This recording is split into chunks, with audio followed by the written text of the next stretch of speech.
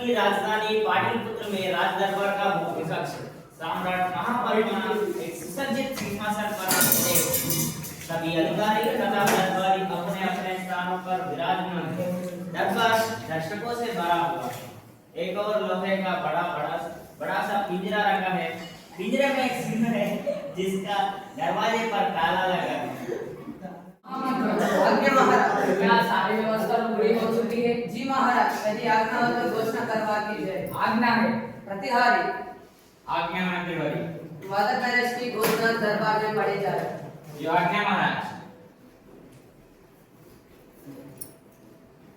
सभी सभासदों एवं नागरिकों, चक्रवर्ती सम्राट महापद्मानंद की ओर से यह घोषणा की जाती है कि जो व्यक्ति बिना ताला तोड़े, बिना पिंजरा खोले, सामने रखे पिंजरे में से सिंहों को गायब कर देगा, उसे मुंह मांगा इनाम दिया जाएगा और उसका सम्मान भी किया जाएगा।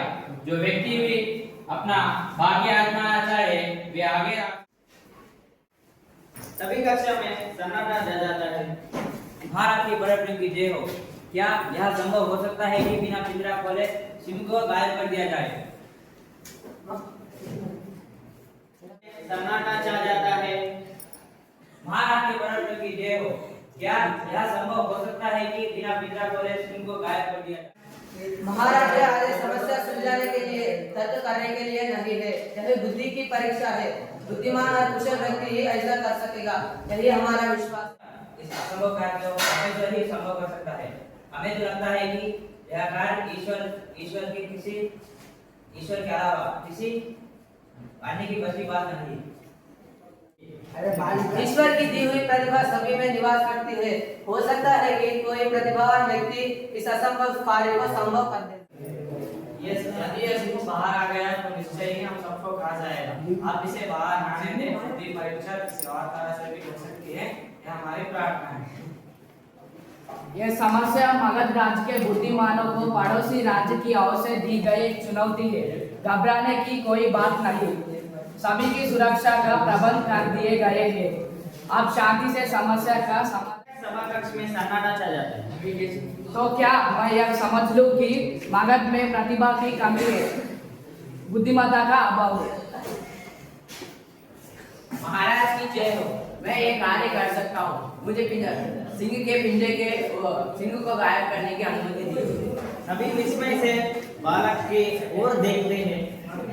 यह बालक कौन है जो इतना बढ़ चढ़कर बातें कर रहा है? महाराज, ये घंटी बालक है। बालक हट मत करो, नहीं तो तुम्हें सिंह के पिंजरे में बांध कर दिए जाएगा। बालक की माँ अपने पुत्र को एक और खींचने का प्रयास करती है, परंतु बालक अपना हाथ छुड़ाकर पिंजरे की ओर बढ़ता है।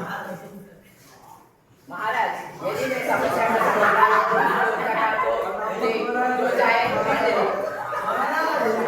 यदि मैं समस्या का समाधान ना ढूंढ सका तो जो चाहे दंड दे।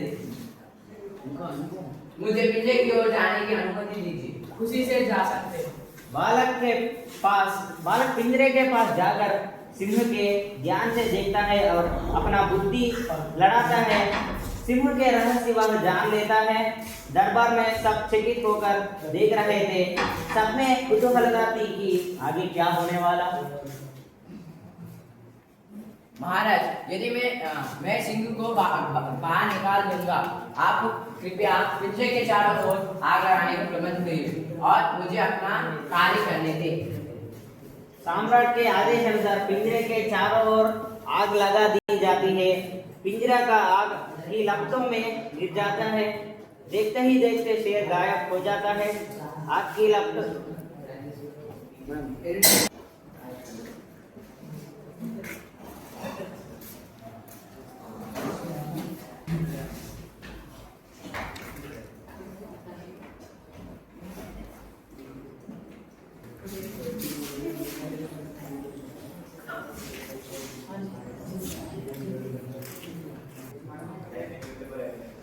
देख लीजिए महाराज, पिंजरा का ताला वैसा के वैसा ही है। सिंह भालू देख लीजिए महाराज, सिंह पिंजरे से अदृश्य हो चुका है। पिंजरा का ताला वैसा के वैसा ही है। वाह, बहुत खूब। चंद्र, तुमने तो कमाल कर दिया। तुमने अपनी बुद्धि से सिंह के निर्माण की पहचान कर उसे आग की गर्मी से पिघला दिया। अरे नहीं